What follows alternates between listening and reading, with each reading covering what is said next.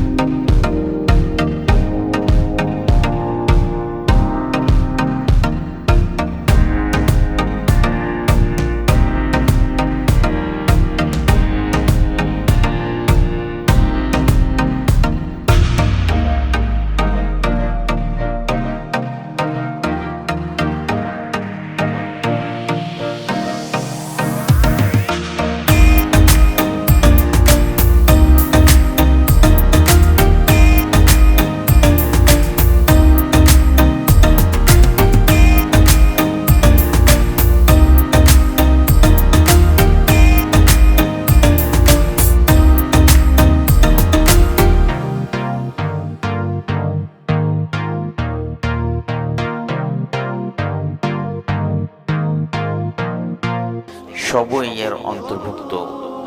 নবীজি সাল্লাল্লাহু আলাইহি সাল্লাম বলেছেন, ইন্নামা আনা রাহমাতুম মুবদাতুন, অর্থ আমি মহান আল্লাহর পক্ষ থেকে প্রেরিত রহমত।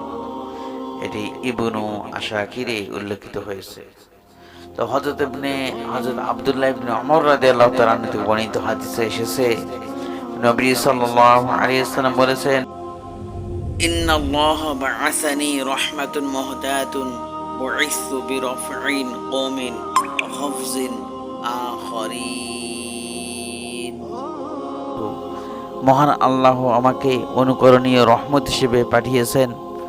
আমি প্রেরিত হয়েছি অনুসারীদের মর্যাদাবান করার জন্য আর নাফরমানদের অবনত করার জন্য। এটি ইবনু আশাকির মাআরিফুল কুরআনে উল্লেখিত হয়েছে।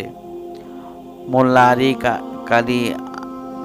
আলী কারি রহমতুল্লাহ হাদিসের ব্যাখ্যায় লিখেছেন, আমি মহান আল্লাহর পক্ষ থেকে সেই বিশেষ রহমত যা আল্লাহ মানব জাতির জন্য উপহার হিসেবে পাঠিয়েছেন। যারা মহান আল্লাহর এই উপহার গ্রহণ করবে তারা সফলতা লাভ করবে, আর যারা গ্রহণ করবে না তারা লাঞ্ছিত হবে। নবী সাল্লাল্লাহু আলাইহি সাল্লামের সাথে ঈমানদারদের আত্মিক সম্পর্ক স্থাপন হওয়া সহজ আর চাহিদা। প্রত্যেক মুমিন তাদের জীবনের প্রত্যেকটি বাঁকে নবী সাল্লাল্লাহু আলাইহি সাল্লামের রহমতের মুখাপেক্ষী। মহান আল্লাহর সেই রহমতের ছায়া আমাদের চিরস্থায়ীভাবে নসিব করুন। নবী বলেন, উম্মি ওয়া তাকীকান দানা আলিমুন বিসাবিহি ওয়াসাইয়ানি আলিমুন, অর্থ তিনি নিরক্ষর কিন্তু গোটা বিশ্ববাসীর মহান শিক্ষক। সকল সূক্ষ্ম বিষয় উদ্ধার করতে পারেন। তিনি আশ্রয়হীন ছিলেন কিন্তু গোটা জাতির জন্য ছিলেন ছায়া হয়ে। আজকের ভিডিওটি যদি আপনাদের ভালো লাগে থাকে লাইক কমেন্ট শেয়ার করতে একদম ভুলবেন না, এবং আমার চ্যানেলটি সাবস্ক্রাইব করতেও একদম ভুলবেন না। আসসালামু আলাইকুম ওয়া রাহমাতুল্লাহি ওয়া বারাকাতুহু।